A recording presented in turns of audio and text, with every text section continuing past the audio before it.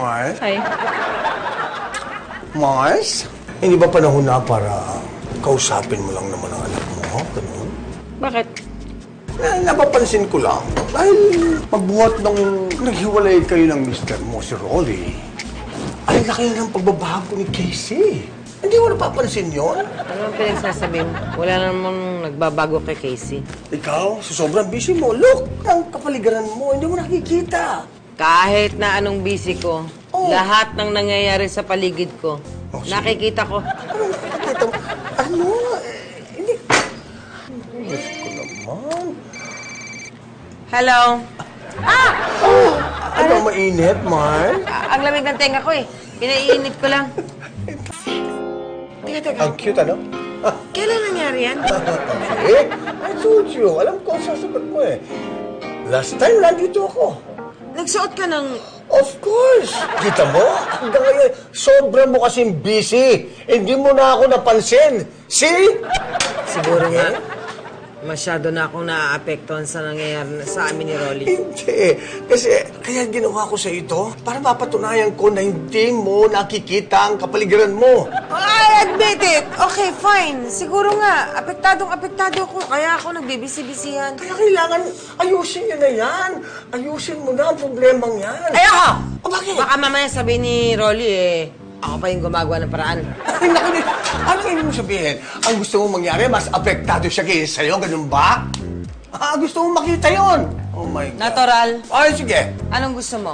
Ako lang mag-isa ko? Hindi. Kailangan maramdaman ko rin na apektado siya. Okay na ako. I understand. Okay, this is the deal.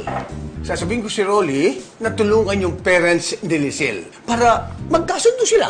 Kung mapagkasundo niya, ito ang deal ko sa'yo. Kausapin mo si Rolly.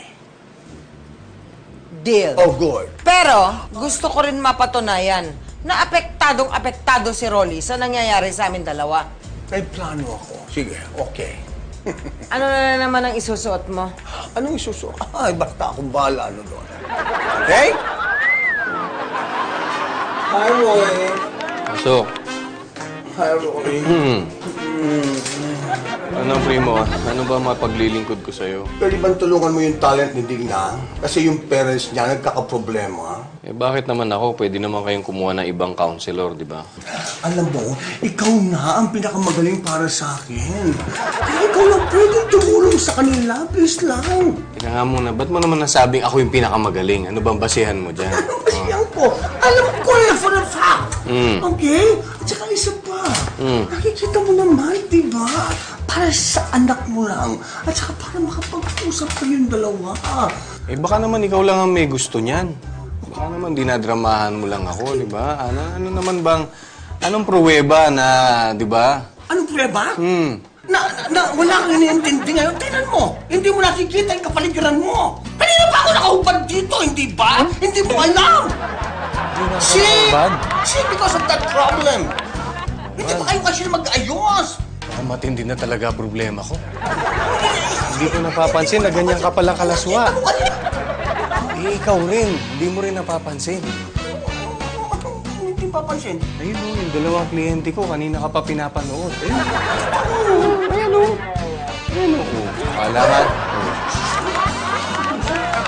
Diggs, alam mo naman, nakikita mo naman yung effort ko eh. Ginagawa ko naman ng lahat na makakaya ko. Basta tungkol dyan sa mga needs mo, sa mga pangangailangan mo. Ginagawa ko naman yung best ko di ba? Sa pagkakatanda ko, wala akong naaalala. Wala. Oo. Kaya nga, ang sa akin, sige, call ako sa hiwalayan. Oh, Diggs. Huwag naman ganyan. Huwag ka naman pabigla-bigla. Basta magmula ngayon, pinapromise ko sa'yo, Diggs. Huwag ka na ma-high blood, ha? Sige na naman, gawin na natin to. I-resolve na natin to para na lang din sa anak natin, si Casey. Masyado na siya naapektuhan, eh. Kung hindi lang kay Casey, naku, hindi talaga kita patatawarin na. Nagkakaproblema ang anak natin kung ano-ano na nangyayari. Ano nga Pag-usapan natin. Anong gusto mo? Basta para magkaayos na tayo, Diggs. Pinapangako ko magmula ngayon, wala nang schedule, wala nang planner na yan. Basta kapag gusto mo, game tayo. Game ako dyan. Ayan, Ganon? Swear, oo. Walang planner? Wala na. Walang schedule? Wala na. Edi okay na, ha? Wala problema. Yun lang naman ang visit ko dyan sa planner mo na yan, eh. Talaga? Oo. Kung wala ng planner, wala ng schedule, anytime, pwede. O, sige. Basta tayo. Naku, alam mo naman din na I love you, Toots. Tinan mo, alam mo, ako nga ingit na ingit sa mga nagfe-Facebook. Katulad nito, kayo Bakit? na ko pa tinitignan si Tintin at saka si Enzo. Ano meron? Grabe kaya mag-post yung dalawang yan sa kaswitan Talaga? nila. Oo, kahit saan sila magpunta. Katulad dito, nasa bar sila, ang Oo. sweet-sweet nila, oh. Naku, ihigitan natin yung Diggs, sinasabi ko sa'yo. Parang kilala ko tong katabi nila sa bar. Oh? May kilala ka dyan? Parang ikaw eh. Ah?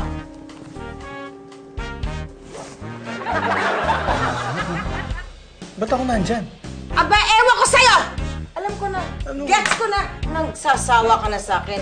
Kaya Hindi. nagpupunta ka sa mga bar, dahil naghahanap ka ng babae. O bakit di mo na sabihin? Ibang putahin na pala gusto mo. Hindi Ano ganun mo yun, na tayo? Diggs. Hindi ganun yun, Diggs. Hindi Hindi! ko naman O bakit ka na makapagpaliwanag pumunta ng ako. bar? Eh, di naghahanap ka ng babae. Gusto mo na ibang babae? Diggs naman! Diggs!